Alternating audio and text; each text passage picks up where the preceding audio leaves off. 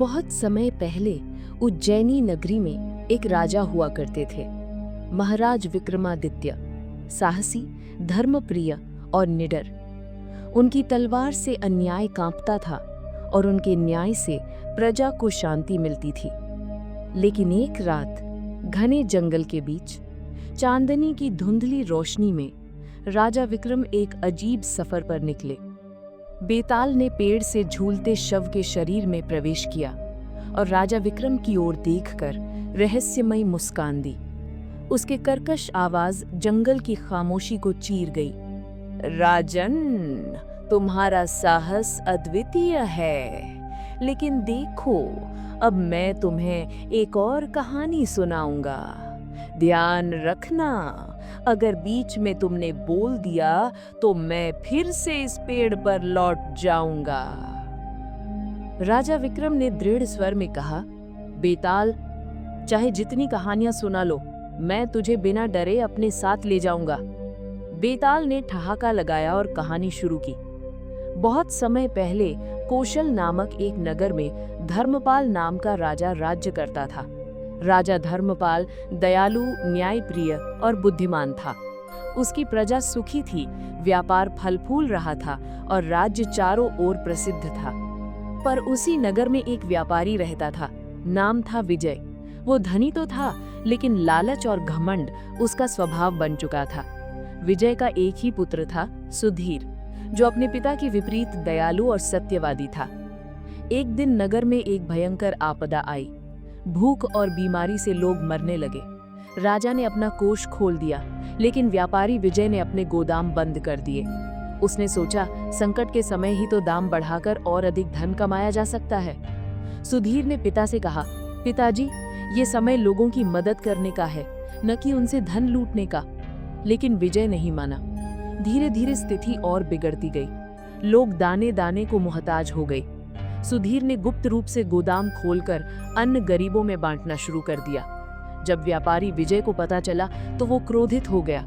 उसने अपने पुत्र को घर से निकाल दिया। बेघर सुधीर सीधे राज दरबार पहुंचा। वो राजा धर्मपाल के चरणों में गिर पड़ा और बोला, महाराज, मेरे पिता व्यापारी विजय प्रजा को लूट रहे हैं। उनके पास अन्न भरा पड़ा है, फिर भी वे भूखे लोगों को मरने दे रहे हैं।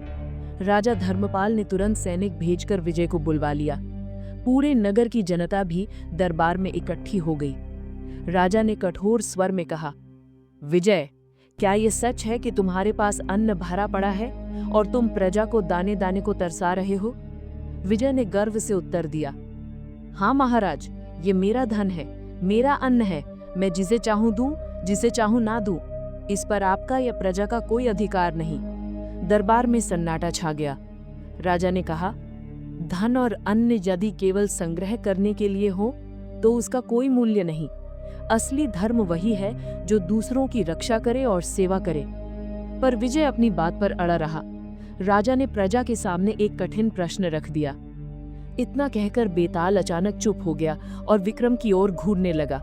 उसने कहा, राजन, अब तुम बताओ, राजा धर्मपाल को क्या निर्णय लेना चाहिए था? क्या विजय को उसकी संपत्ति का अधिकार देकर छोड़ देना चाहिए था, या फिर प्रजा के हित के लिए उससे सारा अन्न जब्त कर लेना चाहिए था? ध्यान रहे, यदि तुमने गलत उत्तर दिया तो तुम्हारा सिर 1000 टुकड़ों में फट जाएगा।